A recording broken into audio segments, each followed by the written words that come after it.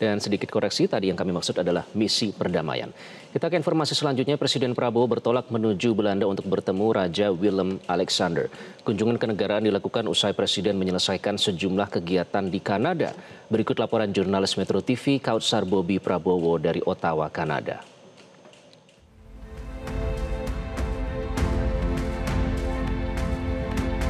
Presiden Prabowo Subianto telah menyelesaikan seluruh rangkaian kegiatan kenegaraannya di Ottawa, Kanada pada Rabu 24 September 2025.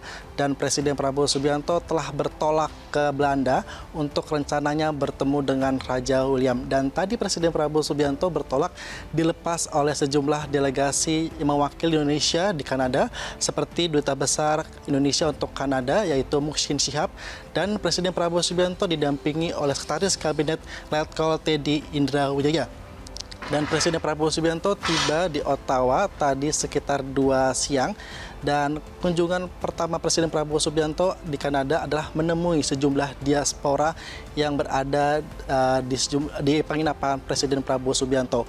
Dan setelah menemui diaspora, Presiden Prabowo Subianto menyempatkan bertemu dengan Gubernur Jenderal Kanada, yaitu Mary Simon, di mana kunjungan ini merupakan sebuah penghormatan bagi Presiden Prabowo Subianto karena kunjungan ini meskipun singkat namun ia dijamu oleh Gubernur Jenderal Kanada selaku kepala pemerintahan di Kanada. Dan ada sejumlah isu dalam pertemuan tertutup ini, salah satunya mengenai Palestina dan ada juga mengenai hubungan erat antara Indonesia dengan Kanada, di mana Kanada juga memiliki sikap yang sama, yaitu sebagai negara demokrasi dan kerap menyerukan isu-isu pluralisme.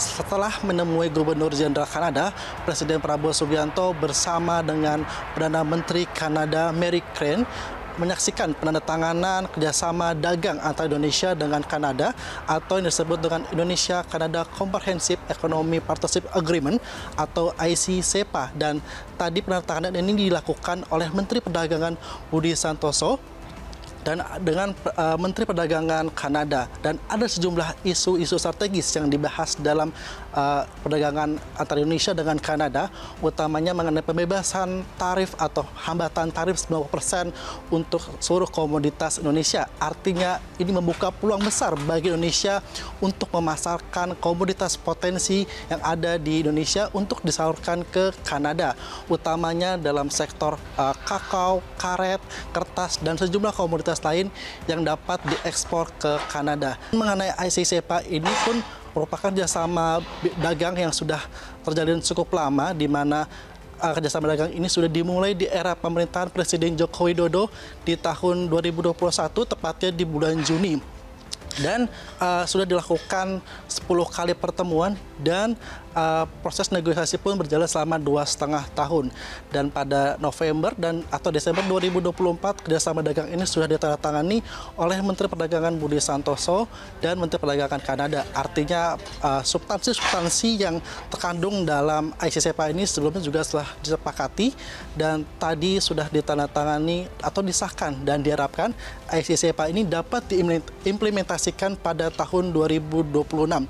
Dan dengan adanya ICCPA ini memberikan kepastian hukum bagi pelaku usaha yang ada di Kanada maupun yang ada di Indonesia untuk mengembangkan sayapnya untuk ke Kanada baik maupun ke Indonesia. Dan diketahui juga bahwa ICCPA ini menjadi strategi Indonesia di tengah kondisi ekonomi yang tak menentu dan di tengah penerapan tarif resiprokal oleh Presiden Amerika Serikat Donald Trump sebesar 19% kepada Indonesia.